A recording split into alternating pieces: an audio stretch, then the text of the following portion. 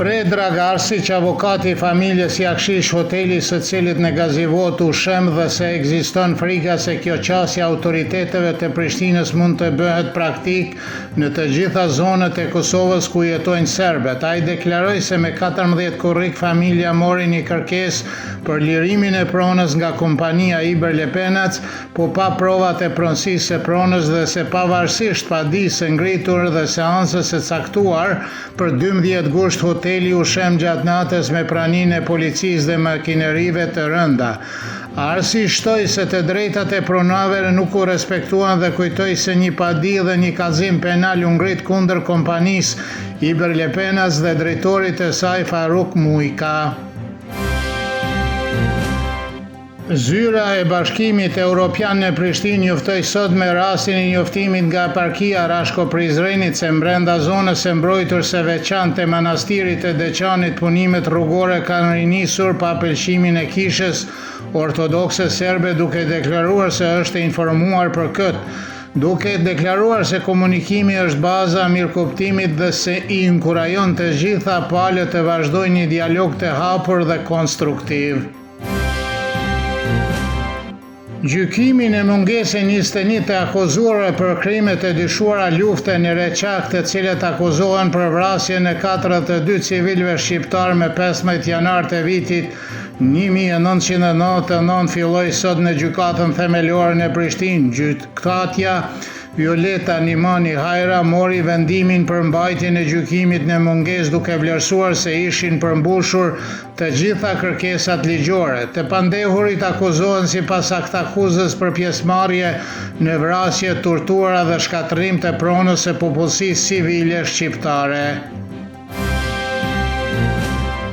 Avokatja Milka Milosavljević tha për Kosova Online se aktakuza prokurorisë speciale përmban shumë pa logjikshmëri dhe njoftoi se do të paraqes një kërkesë që klienti i saj të hedh poshtë atë për shkak të mungesës së provave. Ajo deklaroi se ekziston mundësia që gjykata ta pranojë një kërkesë të tillë duke theksuar se rrjedhja më tejshme e procedurës do të varet nga kundërshtimet e paraqitura. Milosavljević vlerësoi gjithashtu se për shkak të gjykimit në mungesë shumë të pandehur u penguan të vinin në Kosovë dhe të kontaktonin familjarët e tyre. Presidentja në detyrë e Kosovës Albulena Haxhiu deklaroi pas takimit me përfaqësuesit e partive politike se është arritur një marrëveshje për çështjen e procedurave që lidhen me seancën konstituive të Kuvendit të planifikuar për 6 gusht, në të cilën duhet të zgjidhet kryetari dhe nënkryetaret e parlamentit. Ajo nuk u përgjigj në pyetje nëse do të thirrë një seancë të re me njëherë pas kësaj për të zgjidhur qeverinë dhe presidentin e Kosovës, por vlerësoi se mbajtja Kuvendit të Lidhjes Demokratike të Kosovës është një lajm i mirë sepse lejon vazhdimin e bisedimeve politike. Haxhiu shtoi se lëvizja vetëvendosje ende nuk ka vendosur se kë do të nominojë për kryetar të Kuvendit. Kryetari i Lidhjes Demokratike të Kosovës Lumir Abdigjiku njoftoi se beson që kuvendi i jashtëzakonshëm i asaj partie ishte i panevojshëm, i dëmshëm dhe i nxituar, por theksoi se sheh vendimin e delegatëve si një përgjegjësi të re për të ruajtur me vendosmëri drejtimin që po merr LDK-ja.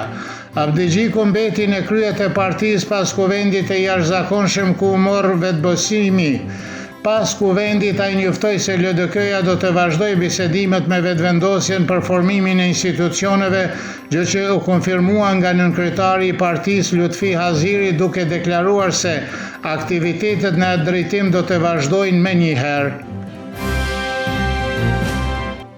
Kryetari i Komunës së Prishtinës Përparim Rama, kundër të cilët grupi i këshilltarëve të vetëvendosjes ngriti një kallëzim penal, tha se dyert e administratës së qytetit janë gjithmonë të hapura për autoritetet gjyqësore për bërë thirrje anëtarëve të vetëvendosjes që t'i japin udhëzime liderit të tyre Albin Kurtit që t'i përgjigjet thirrjes së prokurorisë, të cilet ai e ka refuzuar për 2 vjet. Dje vetëvendosja ngriti një kallëzim penal kundër Ramës dhe disa anëtarëve të kabinetit të tij në Prokurorinë Speciale të Kosovës,